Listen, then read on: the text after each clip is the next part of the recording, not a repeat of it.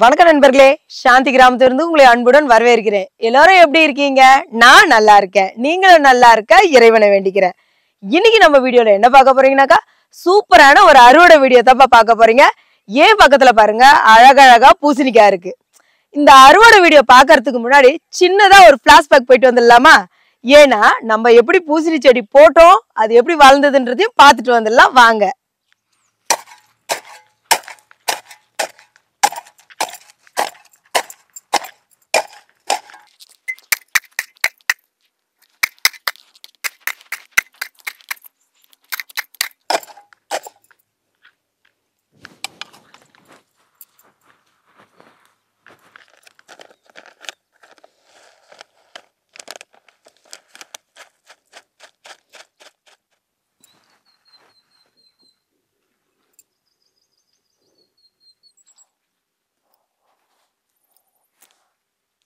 வணக்கம் நண்பர்களே, இன்னைக்கு நீங்க பார்த்துன்றது நம்ம போன வாரம் பூசணிக்காய் விதை ஊனோம் இல்லைங்களா?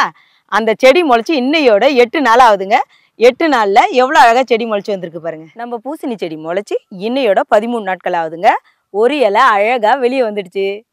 இந்த மாதிரி நம்ம பழமர காடு வச்சிருக்கோம்னா அந்த ஓரத்துல வச்சோன்னா நமக்கு இது வந்து 3 மாசத்துலயே சூப்பரா பலன் கொடுக்குங்க. அழகா ஒரே ஒரு இலை வந்திருக்கு பாருங்க. நம்ம பூசணி செடி போட்டு இன்னையோட 20 நாட்கள் ஆகுதுங்க. நேற்று எங்கள் ஊரில் பார்த்தீங்கன்னா செம்ம மழைங்க. நேற்று நைட்டு பூந்து விளாச்சு. முந்தா நேற்று நைட்டுங்க. நேற்று ஃபுல்லாக நல்ல வெயில். அதில் தான் அந்த செடிங்க மேலாம் அந்த மழை பெஞ்சதுனால மண் ஊந்து கிடக்கு. நல்லா வருதுங்க பூசணி செடி. நம்ம பட்டம் பார்த்து போட்டோம்னா அவ்வளோ அழகாக வரும். நமக்கு கூடிய சீக்கிரமும் பலனும் கொடுக்கும். இது வந்து நாங்கள் போட்டுக்கிறது வந்து ஆயுத பூஜையை நோக்கி போட்டிருக்கோம். ஆயுத பூஜை அன்னைக்கு முன்னாடி ஒரு வாரத்துக்கு முன்னாடி அறுவடை பண்ணிடுவோம்.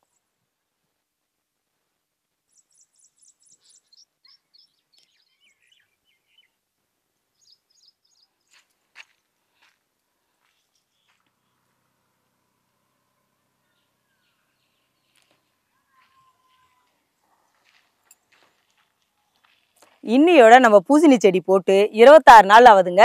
26 நாள்ல அழகா கொடி படவர ஆரம்பிச்சிருச்சு. இப்போ பார்த்தீங்கன்னா இது வந்து டிராகன் ஃப்ரூட் பக்கத்தில் நான் இந்த டிராகன் ஃப்ரூட்டோட குழியில வந்து போட்டிருக்கேன்ப்பா.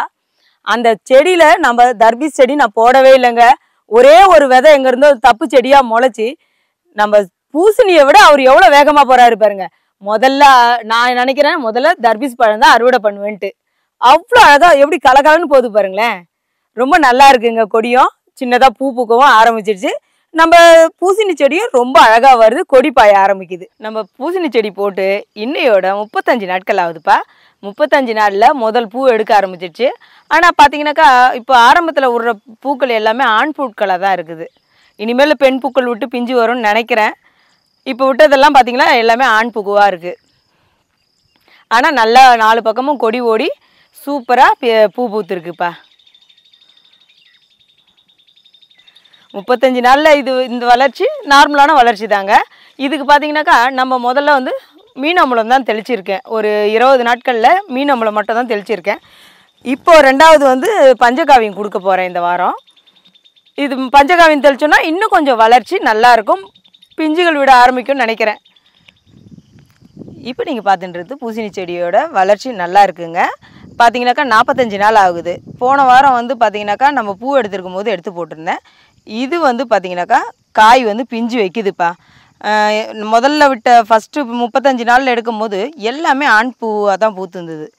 இப்போ பஞ்சகாவியம் அடித்த பிறகு ஓரளவுக்கு பிஞ்சுகள் வச்சு எல்லா கொடியிலையும் பிஞ்சுலாம் இப்போ தான் வர ஆரம்பிச்சிருக்குது. அழகாக இருக்குது எல்லாமே. பஞ்சகாவியம் அடித்த பிறகு செடியோட வளர்ச்சியும் சரி கொடியோட வேகமும் சரி நல்லா படர்ந்துருக்குது பாருங்கள். இப்போ உங்களுக்கே பார்த்தா தெரியும் செடியோட வளர்ச்சி எந்த அளவுக்கு நல்லா போயிருக்கு. கொடி ஓட்டமும் நல்லா ஓடுதுங்க வேகமாக. இப்போ பார்த்தீங்கன்னாக்கா இன்றைக்கி ஒரு 4 நாளாக தொடர்ந்து எங்கள் ஊரில் மழைங்க. மழை கொடுத்துக்கிட்டே இருக்கிறதுனால செடிங்கெல்லாம் பார்த்தீங்கன்னாக்கா வெளிரோடி போன மாதிரி இருக்குது. மழை விட்ட பிறகு நல்லா இருக்குதா தெரியணும், பார்க்கணும். ஆனால் பிஞ்சுகள்லாம் நிறைய பிடிச்சிருக்குங்க. கொடிக்கு கொடி பிஞ்சு நிறைய தான் இருக்குது. இங்கே பாருங்கள், ஒரே கொடியில் எத்தனை பிஞ்சு விட்ருக்கு பாருப்பா. இது பெரிய பிஞ்சாக இருக்குது. அடுத்தது இங்கே பாருங்கள், அதோ இது அடுத்தது பிஞ்சு. இதுக்கும் அடுத்தது இங்கே இருக்குது பாருங்கள். ஒரு கொடியிலேயே 7-8 பிஞ்சு விடுதுப்பா. நல்லா இதெல்லாம் ஆண் பூக்கள்.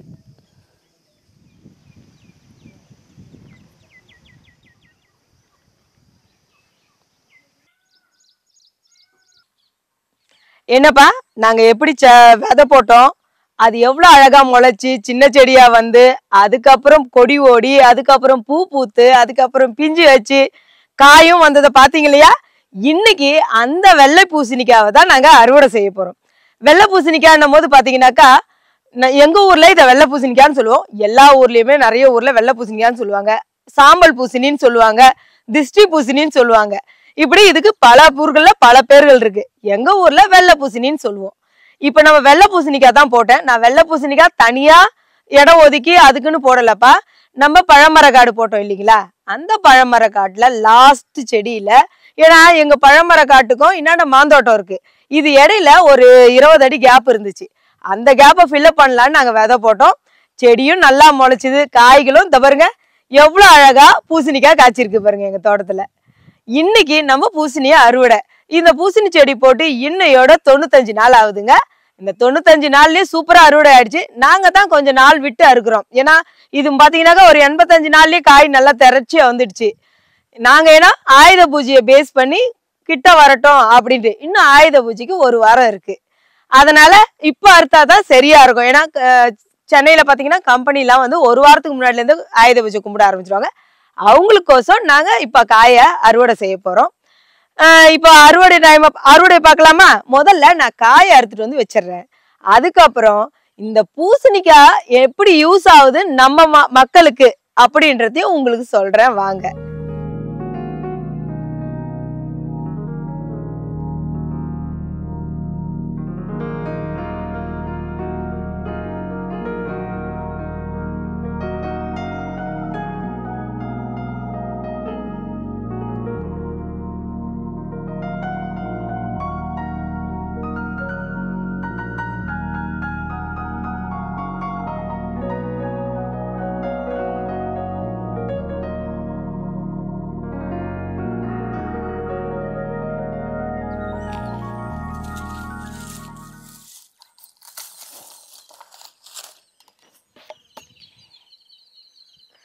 சூப்பரான திஷ்டி பூசணிக்காய் ரெடி ஆயிடுச்சுப்பா. இங்க பாருங்க, நம்ம காய் வந்து ரொம்ப பெருசாலாம் காய்க்கலப்பா. ஏன்னா நான் வந்து யதார்த்தமா குழிங்கல்ல ஒரு விதை போட்டு விட்டேன், அதுவே இந்த அளவு காய்ச்சிருக்கு. இப்ப பூசணிக்காய் இதை விட பெருசாவும் இருக்குது, ரொம்ப பெருசா இல்ல, ஒரு 2 கிலோல இருந்து 3 கிலோ வரைக்கும். நம்ம திரட்சியான காயின் தெரிஞ்சுக்கணும்னு பாத்தீங்கன்னாக்கா நான் பாருங்க எப்படி இந்த மாதிரி சாம்பல் பூசணின்னு சொல்றது இதுக்கு தான். எவ்வளவு வெள்ளையா இருக்கு பாருங்க கையெல்லாம், இது ஃபுல்லாவே வெள்ளையாயிடும். இப்போ கொஞ்சம் காயை அறுத்து வச்சிடலாம். வச்சுட்டு நான் உங்களுக்கு அதோட நன்மைகளை சொல்றேன்.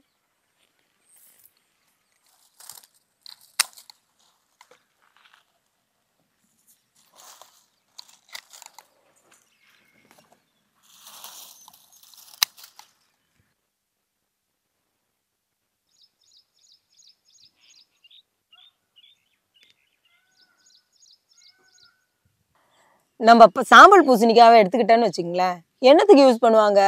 நிறைய பேர் திஷ்டி கழிக்க தான் யூஸ் பண்ணுவாங்க. திஷ்டி கழிக்கிறதுக்கும் இப்போ ஒரு வீட்டில் சின்னதாக விசேஷம்னாக்கா சுற்றி போடுவாங்க, இல்லையா ஆயுத பூஜைக்கு அமாவாசைக்கு சுற்றி போட தான் நம்ம யூஸ் பண்ணுவோம் இல்லைங்களா? பொதுவாக அப்படித்தான். இந்த பூசணிக்காவில் எவ்வளோ நன்மைகள் இருக்குது தெரியுமாப்பா? சொல்லிக்கிட்டே போகலாம். நம்ம உடலுக்கு அவ்வளோ மருந்தாக பயன்படுதுங்க இந்த பூசணிக்காய். இந்த பூசணிக்காவை சாப்பிட்டு ஓஹோன்னு வாழறவங்க நிறைய பேர். அது எப்படியாப்பட்டவங்கன்னு பார்த்தீங்கன்னாக்கா கிராம பகுதியில் இருக்கிறவங்க மட்டும்தான். நகர்பகுதியில் இருக்கிறவங்க நிறைய பேர் இந்த பூசணிக்காவோட நன்மை என்னன்னு கேட்டிங்கன்னா திஷ்டி சுற்றி போடுறதுக்குன்னு சொல்லுவாங்க. திஷ்டி பூசணிக்கான்னு மட்டும்தான் சொல்லுவாங்க. எங்கள் ஊரில் சாம்பல் பூசணி, வெள்ளை பூசணி இப்படி சொல்லுவோம்.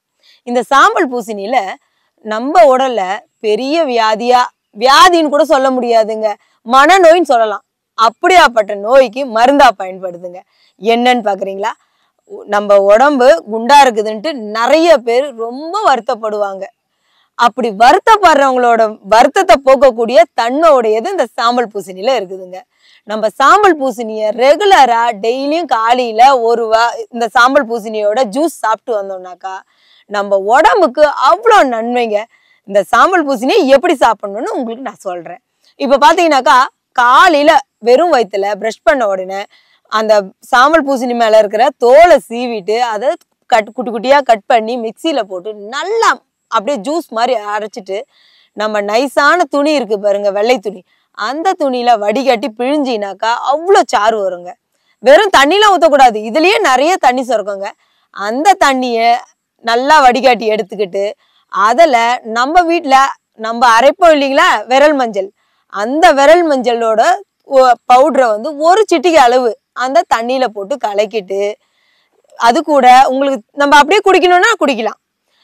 இல்ல சப்புன்னு இருக்கோங்க, ஒரு மாதிரியா இருக்கும் அப்படின்னு நினைச்சுங்க, நீங்க அது கூட 1 டீஸ்பூன் தேன் கலந்துக்குங்க. இந்த 3 ஐட்டத்தையும் என்னன்னா வெள்ளை பூசணியோட சாறு, அப்புறம் பாத்தீங்கன்னாக்கா ஒரு துளி மஞ்சத்தூள், 1 டீஸ்பூன் தேன், இது 3த்தையும் கலந்து ரெகுலரா நீங்க சாப்பிட்டு வந்தீங்கன்னாக்கா உங்க எடை ரொம்ப கம்மி ஆயிடுங்க. இப்போ நான் சொல்றது எப்படி நீங்க சொல்றது எப்படி நான் நம்புறதுன்னு நினைச்சீங்கன்னாக்கா, முதல்ல இந்த மாசம் வந்து நீங்க எடை போட்டுக்குங்க. என்ன டேட்ல எடை போடுறீங்களோ அந்த ஒரு மாசம் கரெக்டா இந்த ஜூஸை சாப்பிட்டுவாங்க. அதே டேட்ல அடுத்த மாசம் அந்த எடை போடும் போது நான் சொல்லி நம்புங்கன்னு சொல்ல வேண்டியதே இல்லைங்க. நீங்களே ஆச்சரியப்படுற அளவுக்கு உங்க உடல் எடை குறைஞ்சிரும். இதுக்கு டயட் வேண்டாம், ஒன்றும் வேண்டாம். நீங்க இப்படி சாப்பிட வேண்டாம், இதை சாப்பிட அப்படியெல்லாம் கிடையவே கிடையாதுங்க. இந்த ஜூஸை ரெகுலரா சாப்பிட்டு வந்தா போதும். நீங்க மட்டும் இல்ல, நம்ம வீட்டு குழந்தைங்க முதல் கொண்டுங்க. இப்போ குழந்தைங்களுக்கு நம்ம சின்ன வயசுல இருந்து நல்லா சாப்பிடுவோம், வளர்ப்போம், நம்ம பிள்ளைங்களை நல்லா பார்த்துக்கணும் நம்ம நினைப்போம் இல்லைங்களா? அப்படி ஒரு வகையில கொடுக்கும் போது பாத்தீங்கன்னாக்கா நம்ம குழந்தைங்க கொஞ்சம் குண்டா தெரிவாங்க, ஸ்கூல் போக சொல்ல வெக்கப்படுவாங்க. இது மட்டும் இல்லாம பசங்க எல்லாம் கிண்டல் பண்றாங்கன்னு ரொம்ப மனவதற ஆவாங்க. அப்படியாப்பட்ட பிள்ளைங்களுக்கு இந்த ஜூஸை ரெகுலரா கொடுத்துட்டு வாங்க. ரெகுலரானா ரொம்ப சின்ன பிள்ளைங்களா இருந்துன்னு வச்சுங்களேன், வாரத்துக்கு 2 நாள் கொடுங்க. ஏன் அப்படி சொல்றேன்னா, இந்த வெள்ளை பூசணிக்காயில நிறைய நீர் சத்தும் நார் சத்தும் நிறைஞ்சிருக்குங்க. அது மட்டும் இல்ல, நீர் சத்து நிறைஞ்சிருந்தாலே அது கோல்டான பொருள் தான் இல்லைங்களா? குழந்தைங்க ஸ்கூல் போற குழந்தைங்களுக்கு கொஞ்சம் கோல்டு ஆயிடுச்சுன்னா பிரச்சனை ஆயிடும். அதனால வாரத்துல 2 நாள் கொடுங்க. பெரியவங்க ரெகுலரா சாப்பிடுங்க. டெய்லியும் காலையில வெறும் வயிற்றுல ரெகுலரா எடுத்துக்கங்க. உங்க எடல் பருமை குறையுது. இப்போ உடம்போட வயிற்றை குறைக்கத்தானே உங்களுக்கு நான் சொல்லிட்டு இருக்கேன். இது மட்டும் இல்லைங்க, இந்த வயிற்றை குறைக்க நீங்க சாப்பிட்றதுனால இன்னொரு வியாதிக்கு மருந்தா பயன்படுத்துங்க. அது என்ன வியாதின்னு பாக்குறீங்களா? நம்ம உடல்ல அல்சரை குணப்படுத்துதுங்க. எப்படின்னு பாக்குறீங்களா? நம்ம உடல் எடையை குறைக்கத்தானே இந்த ஜூஸா சாப்பிட்றோம். அந்த ஜூஸை அருந்தும் போதே நம்ம குடல்ல போகும்போது அல்சர் புண்ணு இருந்தாக்கா அதை துப்புரவா குணப்படுத்திடுவோங்க. அவ்வளோ சக்தி வாய்ந்தது. நம்ம நார்மலாவே சாப்பிடவே மாட்டோம். அதுலயும் சென்னை வாழ் மக்களுக்கு சொல்லவே வேண்டாம். ஓடுற ஓட்டத்துல நல்ல ஃபுட்டு எங்க சாப்பிட்றாங்க? வெறும் பிரெட்டும் ஜாமும் பிஸ்கெட்டும் காஃபியோட பிஸ்கெட் தொட்டு சாப்பிட்டு ஆஃபீஸ் போயிடுறோம்.